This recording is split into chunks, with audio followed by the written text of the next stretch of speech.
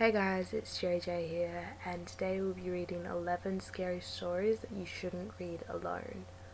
So without any further introduction, let's get started. Number 1. The cell phone. A couple of months ago, my friend's cousin, a single mum, brought a new cell phone. After a long day of work, she came home, placed her phone on the counter, and went to watch TV. Her son came to her and asked her if he could play with her new phone. She told him not to call anyone or mess with texts, and he agreed. At around 11:12, she was drowsy, so she decided to tuck her son into bed and go to bed herself. She walked to his room and saw that he wasn't there. She then ran over to her room to find him sleeping on her bed with the phone in his hand. Relieved, she picked up her phone from his hand to inspect it. Browsing through it, she noticed only minor changes such as a new background, banner, etc. But then she opened up her saved pictures. She began deleting the pictures he had taken until only one picture remained. When she saw it, she was in disbelief. It was her son sleeping on her bed, but the picture was taken by somebody else above him, and it showed the left half of an elderly woman's face.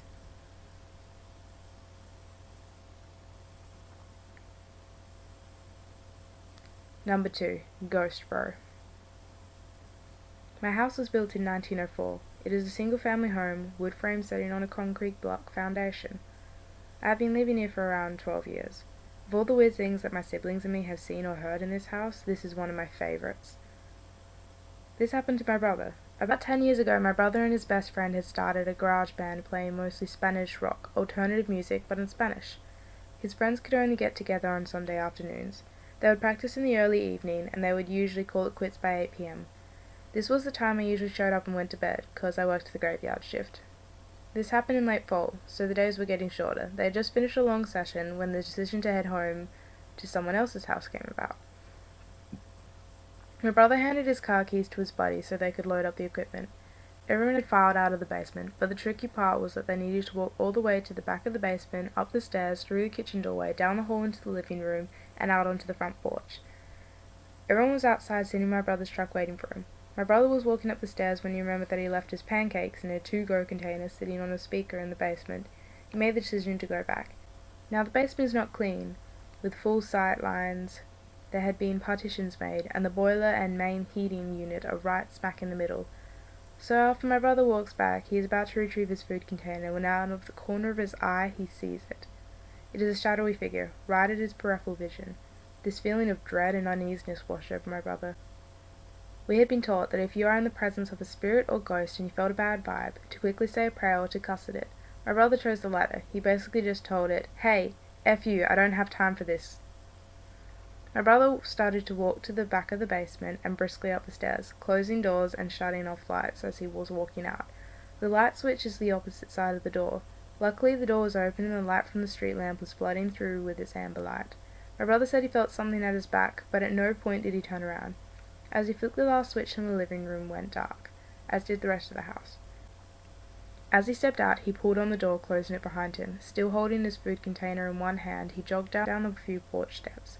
He walked towards the front gate. Our house resides far from the main street, essentially having a large front yard but no rear garage. As he closed the gap between himself and his friend's laden truck, he kind of smiled and thought things over in his head, mad at himself for spooking himself out when there was no reason. He climbed into the driver's side of the truck, putting on his seatbelt and getting ready to pull out of this parking spot directly in front of the house when one of his friends asked, "Hey, wait, what about your brother? Isn't he coming with us?" My brother answered, "What do you mean? He went to work early tonight. He's already gone. Do you see his car anywhere?" The next question I asked is, "So then who was walking behind you when you were leaving the house?"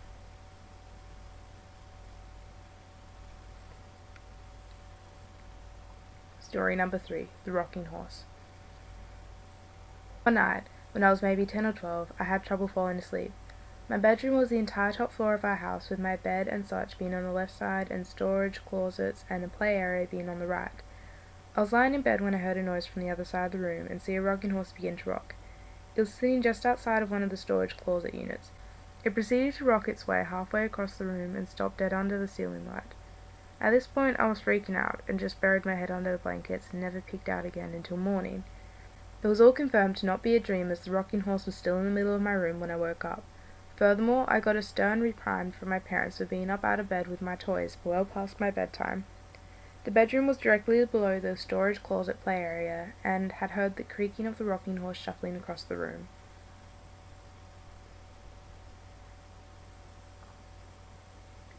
Number 4. The following. My older sister had a ghost that's followed her around for years. I lived with her for about 3 months, and so much weird stuff happened in that time. All my sister would say to me when I mentioned it was that the ghost didn't like me being there. Things like going to bed with everything locked up and switched off, and waking up in the morning with the back door open, lights on, and the kettle switched on. One night my sister and I were getting ready to go out, and I'd asked to borrow her liquid foundation. I used it and put it back where she kept it. 10 minutes later she's asking me for it, and it was nowhere to be seen. She accused me of taking it and made me buy her a new one, and refused to listen to my side of the story. About a year or so later, when she was packing to move to a new house, she found the makeup in a shoebox with some old letters. The shoebox was in a zipped-up suitcase that was underneath her bed. But probably the most scared I ever felt was one afternoon when I was the only one in the house, which never happened as 4 other people lived there. I'd arrived home from work and headed straight to the bathroom. All the doors/windows, etc. were closed. I was standing in the bathroom and started to squeeze a pimple on my chin when a female voice in the hall said, "Stop picking your zits." It was loud enough and sounded real enough, and at the time I thought it was my sister, so I laughed and told her to F off, and asked what she was doing for dinner. No answer. I stuck my head into the hole. No one there. I searched the house top to bottom, and there was no one home. I sat out on the front porch until someone else came home because I didn't want to go in there alone. 5. The Whispers. This is a story I do not tell often. I promise sincerely that this has scarred me for life, and although I look into psychological explanations for what I heard and natural explanations for what I heard, they remain unsatisfactory. When I was a child, I was scared of the dark. I swore to my mother I heard voices in it. There was no evil, but there was no familiar, and so that scared me. It was not uncommon in the middle of the night for me to wake up and hear whispers, as I would call them when asking my mum. So she figured they were just bumps in the night and typical kid nightmare material. I tried often to explain to her that it was more than that they sounded different from one another the way people's voices work. On some nights, I would get so scared from these whispers that I would sleep in my mum's bed with her. It was an added bonus that the bathroom was directly outside of her bedroom for my late night tinkles. I should add at this point that when walking out to the hall to go to the bathroom, you look directly down the stairs that would lead you into my living room on the first floor, as my mum's bedroom was on the second floor. On one such night, around Christmas, I awoke and felt the need to relieve myself. I walked out from the door and distinctly heard the phrase, "Look!" and to my astonishment, a red light, almost like a spotlight, was cast upon the wall at the very bottom of the stairs. The light had no other source, it was by itself, and I was transfixed by it. Being a little kid, and it was only been a few days from Christmas, I knew what this light was. It was Santa. How else could he get into my house to know I was being a good boy? I was so excited I began to walk down the stairs to greet him, picking up my pace after the second step as it began to creep off the wall and fade into the darkness of my living room. That's when I heard him. A very strong, masculine voice, different from the first. Not at all like my father's. Not to say he isn't masculine, it was just distinctly different. It said, "Stop, right now, go back up those stairs." I listened, turned around, and what happened next I am not sure I would believe if somebody had told me this same story. After reaching the top of the stairs, I heard a very loud crash that sent me running back to my mother's bed, where I jumped straight under the covers and stayed there the whole night. When we awoke the next morning, the Persona lights, little Christmas flower lights that glowed red, my mother had put on the railing down the stairs, were pulled straight down to the bottom of the stairs, stem broken from what seemed like a forceful tear, laying in a single pile. The dry sink in my living room had fallen from the wall. My mother could not explain it. My father was worried we had been victims of a home invasion. My sister was crying. There was nothing missing. Nobody had broken in. There did not seem to be any reason that this had happened. And then I saw it, and I kept quiet about it because I was so afraid that I could not force any words out of my mouth. There, on the edge of the wooden dry sink, which had been facing up, were 3 indentations where the finish of the wood had been torn, almost as if a forceful grip. Something down there had grabbed it and threw it down. That was what the bang was. I was mortified.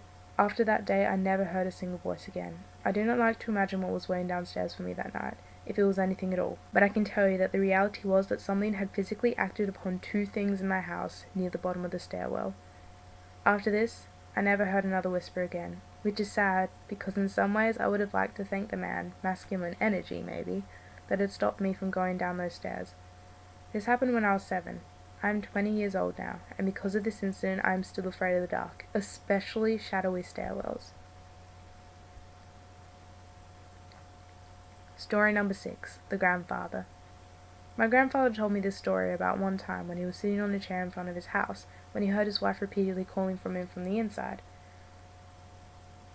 The thing is, my grandmother passed away a few years before that, but he told me that the voice was so pressing that he actually got up to look inside the house, and as soon as he got inside he heard a loud crash behind him and turned around to see that the chair he had been sitting on moments ago had been crushed by the cast iron gutter that fell on it.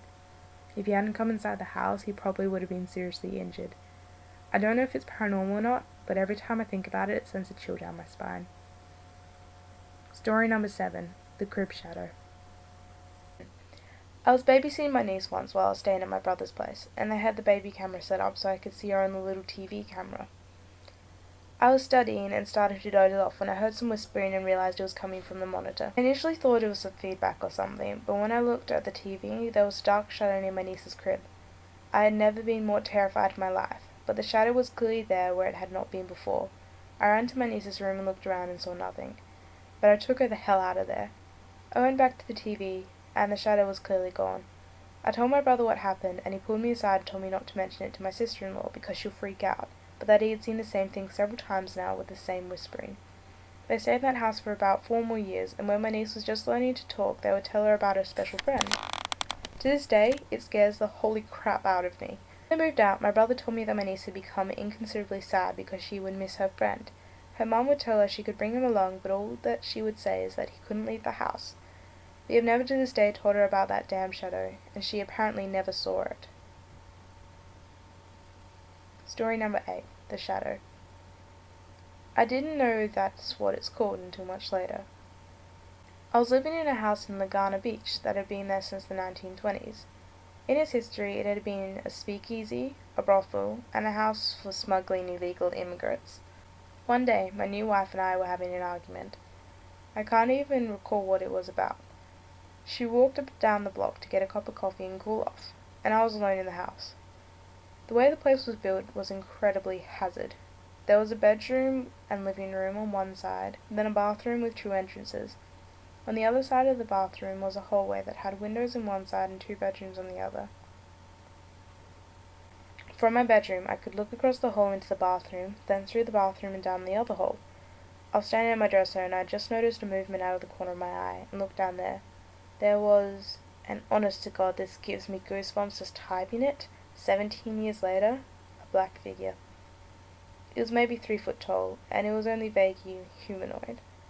It looked like black scribbles, like someone had scribbled a human shape, but the scribbles moved, like electricity arching. That's the best way to describe it. There was no sound that I could remember. I distinctly remember when I saw it, I wasn't afraid, just like, what the hell? Then it noticed me looking at it. I couldn't say it turned around, it just focused on me, I guess. Then I was scared. I didn't move, didn't scream, nothing. I was just frozen, because it just bloody came at me. It rushed down the hall towards me. I had no idea what it intended, but as soon as it entered the bathroom, the door closest to me just slammed shut on it. I screamed. I yelled for my wife. She wasn't home. I went outside into the daylight and didn't go back until she got home about 10 minutes later. I don't believe in ghosts. I don't believe I saw something supernatural, but I know I saw something. I don't know what it is. Story number 9. The Princess. How did the princess take control of our message board, if only for a few seconds? It didn't make any sense. Our message board wasn't a video game. Our message board pulled all its information from the internet. The princess was always inhabiting a game at the same time. All the rules we thought we knew, all the things we thought kept us safe, had failed us. Could she have done this at any time? Could she do it again? Were there any real limits to what she was capable of? We looked through the data we'd been collecting. We tried to find some common thread we'd been missing. There must have been some way we could have known. There had to be more answers than what we were seeing, and there were. We finally realized the truth. It was so obvious. The princess had been in our message board the whole time. She was on every page. She was on every forum list. She'd been staring at us, watching us for years, and we never saw it. She was the banner at the top of the forum. She was every screenshot we'd posted, every video we'd uploaded, and every piece of art we'd drawn. Every image of her is her. Every image of her, when observed, gives her powers. She's not a ghost. She's not a computer virus. She's an idea. Living fiction. She lives off our observation and thoughts of her. When we all watched that stream, banded together and gave her all of our attention all at once, we made her all more powerful than she'd ever been before. We made her strong enough to manifest through the images we'd posted on a message board and speak directly to us. We took down all the images. From what we speculate, it's enough to simply never look at them again, but we deleted them all just to be certain. However, it may already be too late for us. I've been losing contact with other members of the society. I can't tell if something's happened to them or if they've simply gone into hiding, but at this point only a fool wouldn't consider it the worst case scenario. I'm not completely heartless. I know she's fighting for survival, now. For her, being forgotten is death. She does what she does in hopes of keeping her memory alive. To end that, perhaps my telling her story to the world is a small act of mercy. Maybe the thoughts I've lent her will ease her pain somewhat. I don't know, but either way, that isn't why I wrote this. What I've told you could put you all in great danger, but it could also save your life. You're a target now, and in the months and years ahead she may come for you, but I've also given you the knowledge you need to keep yourself safe. Do not try to fight her. Do not try to talk to her. Do not try to outsmart or trap her. Don't investigate. Don't try to understand. Don't try to be a hero. Don't try to be her savior. It is my sincere hope that I've given you all the answers you want, so you won't make a mistake and try to investigate further. There is one, and only one thing you need to do to be safe. If you see her, turn off the game. Story number 10. The Photographer. My friend took this picture of her cousin in their new house. He says it was just the two of them there, but that's not what it looks like.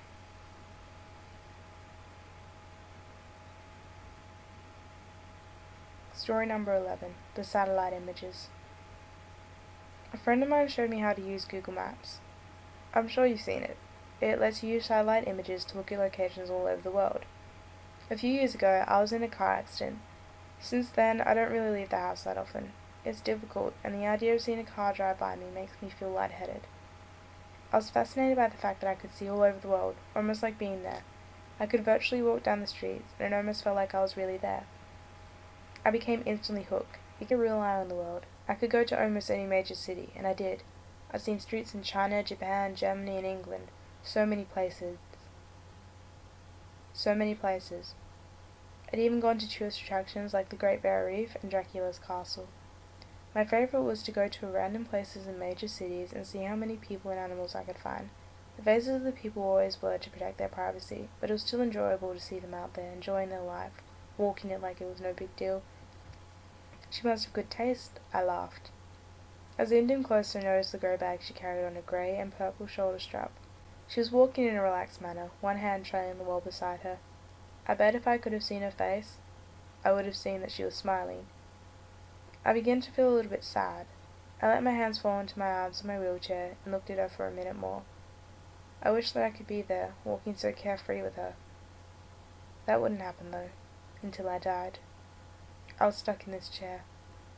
I sighed and zoomed out of Tokyo. Enough of this for tonight. I turned off my computer and went to bed. I got up early and decided to look around Paris. Paris was always fun. I liked the look of the city, with all the old, beautiful buildings and so many people to watch. I randomly zoomed in on an area and saw a street, lined with old brick buildings, a few small shops, and an old tan brick church. Ahead was an intersection, and dozens of people walked by. A balding businessman walked quickly past, looking back at an old woman, hair covered with a scarf, carrying a large purse. A curvy woman in black pants that were too tight stared into a store window, and two women led a group of small children around a corner. I spun the view around a few more times, and then saw something peculiar. Sitting on the bench at the bus stop were two people. One of them was a young woman with her feet stuck in front of her in a relaxed manner, wearing a pair of red sneakers, like my own. I was startled for a moment as I noticed the black pants, white t-shirt, and black hooded jacket. Her dark brown hair was loosely tied behind her head. A grey bag sat on the bench beside her, the shoulder strap hooked over her shoulder. This is crazy, I thought. It can't possibly be the same woman. This is a different country, different content even. How could it be her? This was stupid. It wasn't as if these photographs were alive. They were just taken ahead of them and then stored. It's not like she was in two places at once. She could just be a traveller. Besides, without seeing her face, it was impossible to tell if it was the same person. Brown hair was probably the most common hair colour in the world. Those red sneakers were the same ones I purchased online. I'm sure a million other people did, too. I shook my head and went to fix some lunch.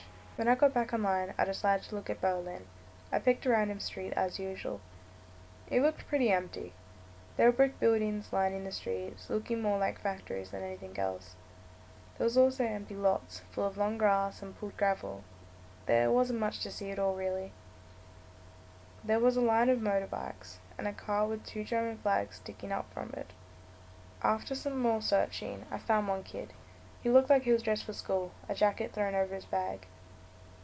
He was intently looking at some kind of mobile device. I was disappointed. I started to leave, but then I caught something out of the corner of my eye.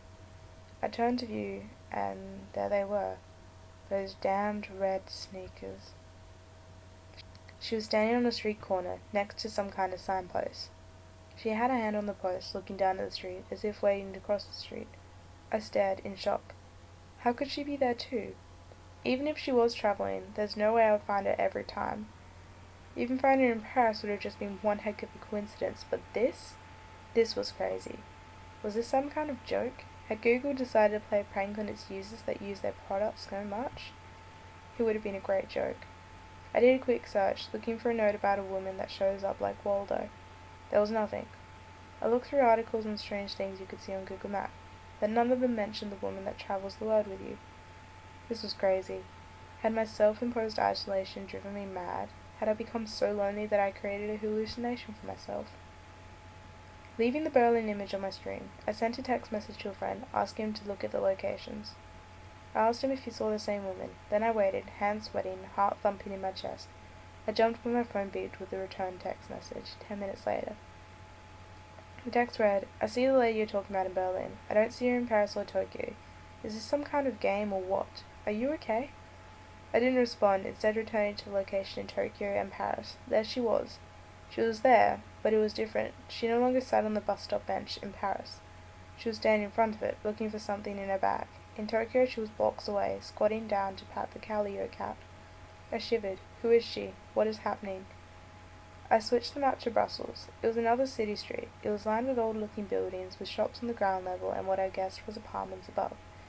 I quickly scanned the streets. They were empty, other than a stocky woman in a bright blue sweater. I did a second sweep. She wasn't there. I sighed in relief. I couldn't believe I was getting so worked up about this. It was nothing but a coincidence. I stopped, my eyes frozen on the screen. There was a building at the point of the fork in the road, white with a black iron-framed balcony jutting from the second floor. I hadn't seen her, as I had been looking at the sidewalks. There she stood, standing on the balcony, her head tilted in the direction of the camera, almost like she was coyly looking toward me. My breath caught in my throat. I switched to Sydney. She was leaning against the wall, inside the doorway of a bright blue Carrins Pharmacy building. London showed her getting ready to step onto a red double-decker bus, her head tilted to look over her shoulder. She was everywhere I looked. She was on a brick sidewalk on a bridge in Venice. She walked across a yellow barred crosswalk in Zurich, and in Hong Kong, between a Wing Lung Bank and a McDonald's, adjusting the strap on her bag. In each picture she came closer and closer, looking directly at me with her blurred-out face. My heart felt like a terrified bird, slamming around inside my chest. I couldn't catch my breath. I wasn't sure what to do. I couldn't call the police. Should I send screenshots to Google? I clenched my fist tightly and closed my eyes. Who is she? Is she following me? Am I following her? I wish I could see the expression on her face, know what that meant when she looked back at me. I wanted to get out of the chair and run. Why is it that only the thing that makes me feel free again was the thing that made me feel even more trapped? I had to know. I typed in the name of my town and zoomed in on a random street. It was a couple of miles from my house. The gates to the city park were shown in the clarity of daylight, despite it being night here. There she was. There she was. She was only a few miles from my house, standing under the ironwood arch that stated the name of the park. She looked directly at the camera, directly at me. I felt like I might throw up. She was near me and she was watching me. She was coming for me. What did she want? I typed in the name of the apartment complex where I lived. I could see the outside of the building. The parking lot was full of cars, and there were a few blurred out children on the playground. I searched everywhere for her. She wasn't in the parking lot or on the sidewalks, not hiding between the buildings or standing in the playground. I even scanned each of the cars, behind the bushes, and each of the blurred windows. She wasn't there. I killed myself and lay my head down on the desk. This place was safe. I didn't leave the apartment anyway. I would never use Google Maps again. I would never see her again. She could stay at the park for all I cared. I smiled to myself and was surprised to find a tear slipping down my face. I'm safe, I said to myself in a whisper. It felt good to hear it out loud. I'm safe. As I said it, there was a knock at the door. A chill ran down my spine. I had a camera hooked to my computer that showed me who was at the front door, which made it easier for me with my mobility issues. I slowly reached for the control to show myself who was outside, when my hand trembled furiously. As I touched the control, I realized my mistake. The last of the Google images that I'd seen had only shown the outside of the building, just the outside. I looked at the screen and saw a woman in a white t-shirt, black pants, black hooded jacket, and carrying a grey bag with a purple and grey striped shoulder strap. Of course, there were those red sneakers. She looked directly at the camera, her face still a complete blur. As I tried to stifle a scream, she raised her hand and knocked loudly on my front door. Hey guys, I hope that you liked the stories. If you go to the article, you can actually see that it says 12, but one of them was an interactive tap story, so I decided to leave it and do a separate video on it. So my next upload will actually be Annie69, I believe, is typing. So that's what I'm going to do for my next video, and it's from this same article, and yeah, so that's what I'm going to be doing next video. I highly encourage you all to go check out the article and support the original authors. As always, I'm just reading them out for your entertainment. See you guys all later. Bye.